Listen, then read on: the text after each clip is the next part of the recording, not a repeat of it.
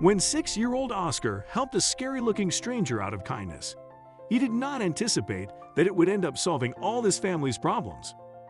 Oscar Barrett would have given anything to become a superhero. At home, he would sit and read comics. Outside by the pond, he would daydream about his superpowers and how he would change the world with them. Some would say the 6-year-old had the perfect backstory for being a superhero. He came from a home where love exceeded means. His mother, Gina, was a woman who had to work 2 jobs every day. On weekdays, she was a parking lot attendant at the Esquire Mall, and on weeknights, she worked as a bartender at a local microbrewery. Even through the dullness of her skin and tiredness of her face, one could tell that Gina was a beautiful, kind, and yet lonely woman.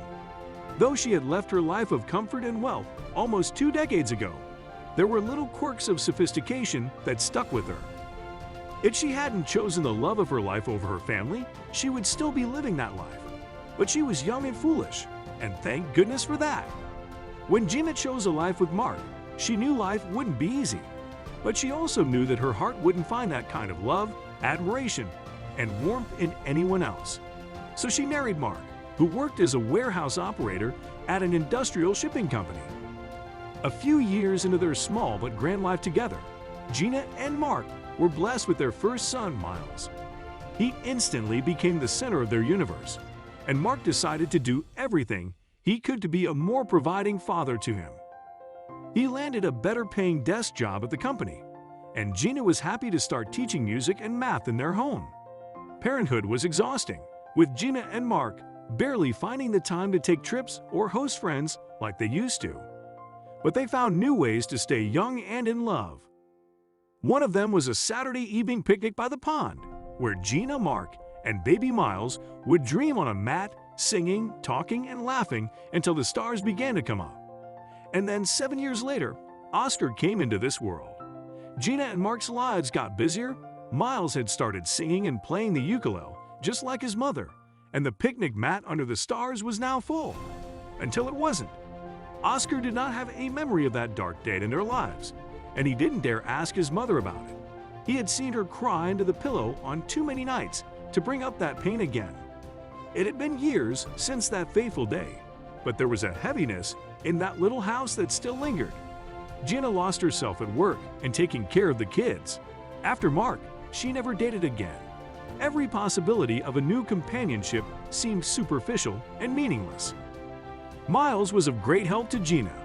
He would help with Oscar and would deliver newspapers in the neighborhood before school every morning.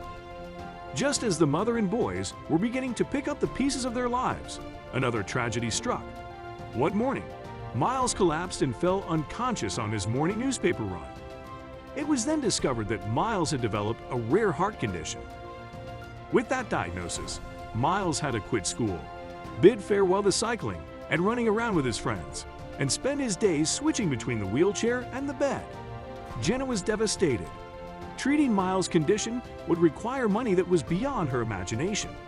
But there is something about the adrenaline of a mother's heart that makes her invincibly fierce when her child's life is in question. She realized teaching wasn't bringing nearly enough money for Miles' treatment. She stepped out of the house, went for interview after interview, and took the first 2 jobs that paid minimum wage. Oscar was too young to take up Miles' newspaper delivery gig. He was too young to fix the heating or make a meal. He was too young to do anything other than being a 6-year-old child. And the little boy was tired of not being able to help. Why do superheroes only become superheroes when they are older? I bet I would be a great superhero. There is so much I would do if I could fly, or heal, or turn back time, he thought to himself. Oscar would often visualize and lose track of time. He had plenty of friends who would join him by the pond, making up games, hurling pebbles into the water, and talking about school and movies and dads. The young boys would play there until sundown, or until they saw any sign of the stranger they called Mr. Bogeyman. The old man would pass them by every day, giving them the angry side eyes as he pedaled away at a dramatically slow pace. His bicycle was old and rusted, with a cart attached to the back. The cart was always full of suspicious items, like ropes, garbage, heavy axes, tape, and big planks of wood. The old man's face was always half hidden by his cap, But just the angry eyes weren't enough to scare the little boys away. They thought he was a murderer or criminal of some kind. They also once found a children's rocking horse in the back. That's when they started believing that he was a kidnapper too. Oscar was scared of Mr. Bogeyman too, but one day he had to buckle up and face his fear. As usual, the boys were chattering away by the pond when they heard a massive thud behind one of the rocks, followed by a loud roar. When the boys found out that it was Mr. Bogeyman, they ran away screaming, "It's Mr. Bogeyman! Run! Run!" Oscar, who was daydreaming as usual, was shaken by the noise. When the boys began to scatter, he had a strange impulse. He noticed that the repeated roaring sounded like the man was crying out in pain. Oscar had a choice to make. He could either run away from the man he had heard so much evil about, or he could approach the stranger and perhaps even offer help. The old man's cries got quieter. Oscar followed his heart and walked up to him. He noticed that the man had fallen, the bicycle lay in the mud, and several bags of scrap had spilled out of the cart onto the narrow lane. The scary-looking man somehow managed to lift his bicycle upright. He was clasping his knee and groaning in pain, trying to figure out how to pick up the mess. He noticed Oscar from the corner of his eye, but he was too proud to ask for help from anyone, let alone a 6-year-old boy. "What are you looking at? Don't you have to run away to your friends?" the man asked with a tired but stern voice. Oscar was startled to hear the man speak. He knew that, behind the facade of anger and toughness, Mr. Bogeyman was helpless. "That's all right. Let me help you," Oscar said. He went closer and started picking up one muddy bag after the other and putting it into the cart. The two cleaned up the mess within a few minutes and barely spoke a word all that while. After cleaning up, the old man nodded, mumbled something that sounded like a thank you, and tried to walk his bicycle. But a couple of steps later, he stopped again, crying and clutching his knee in pain again. "Wait, I can help. Let me walk your bicycle, Mr. Bogeyman." Oscar covered his mouth as he realized what he had just called the old man. "Mr. Bogeyman?" The man looked Oscar in the eye and then burst out laughing. For someone of his build and reputation, Mr. Bogeyman had a surprisingly gentle laugh. Oscar stood there, afraid of what twist to expect next. "Of all the names I've been called, that has to be the funniest." The man continued chuckling loudly for a while. Finally, he asked Oscar, "Are you sure, little boy? It's going to be a 15-minute walk from here. I have most definitely sprained my knee, and it would be a great help if you could drag this rusty old bicycle to the dumpster. I'll pay you when we get there." Oscar didn't think the man in an old hat and baggy clothes could afford to pay him. "That's all right, sir. You don't have to pay me." As they walked, all Oscar could think about was getting home and telling Miles about this weird encounter with Mr. Bogeyman. Mark is going to laugh so hard. After they reached the dumpster, Oscar helped in tossing the bags of waste into the containers. "And where shall I park this bicycle for you, sir?" Oscar asked. The old man was surprised by the charm and kindness of the little boy. "Right around here, son. Walk with me." The old man asked him to stop in front of a cozy little house next to a huge gated villa with a private pool. "Well, this is me, son. I can't thank you enough." Oscar nodded politely, but he was distracted looking at the extraordinarily lavish villa. The fence was high and fancy, but Oscar could still see a vast stretch of open lawns and what looked like 3 or 4 luxury cars parked in the driveway. "What's your name, young man?" "Oscar, sir," he answered as he was about to leave. "Why don't you come in and have a cup of hot cocoa? You must be tired from the walk." Oscar stood there, awkwardly trying to come up with a reason to decline the offer. "I insist," the old man said, smiling. The inside of the cozy home was surprisingly large and beautiful.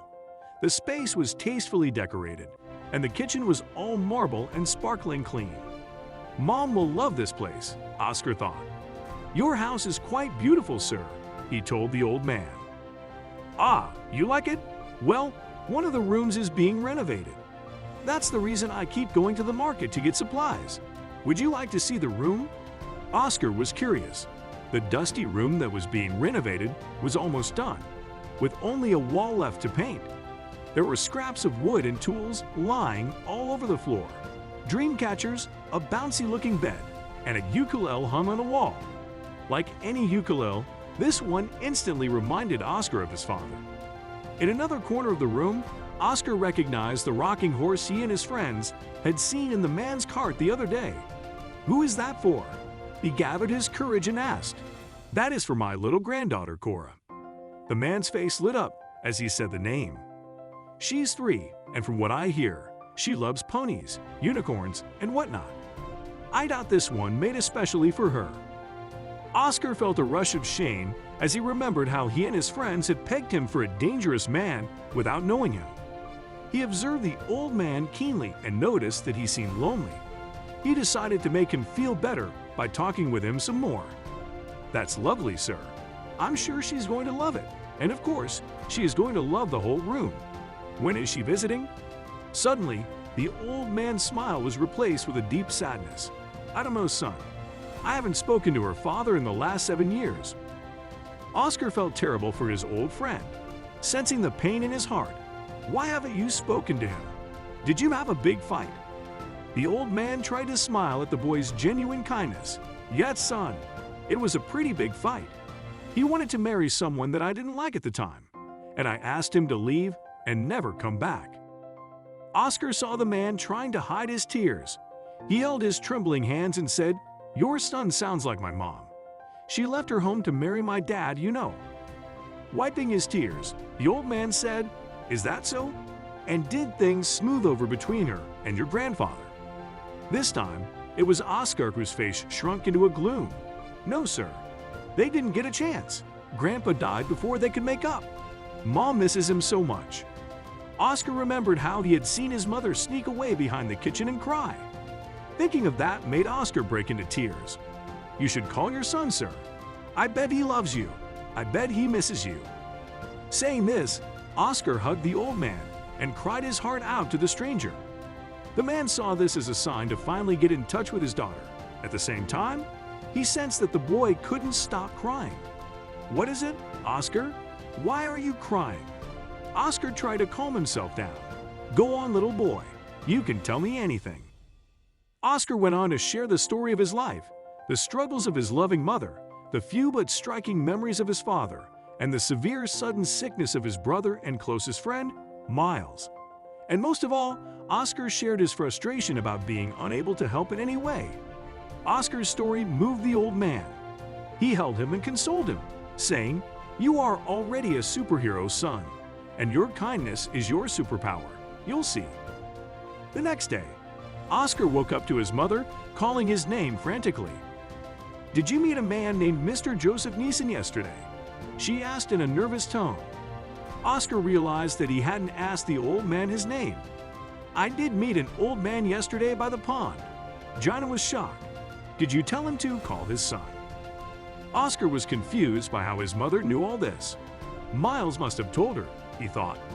"Yes, Ma, I did. It sounded like he was really sad and—" Gina interrupted Oscar, and with tears running down her eyes, she handed him a note. Oscar opened the note. It was written on a custom letterhead marked with the name Joseph Neeson.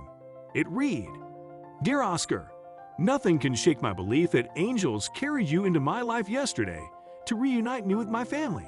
I called my boy. It turns out you were right. He did miss me very much.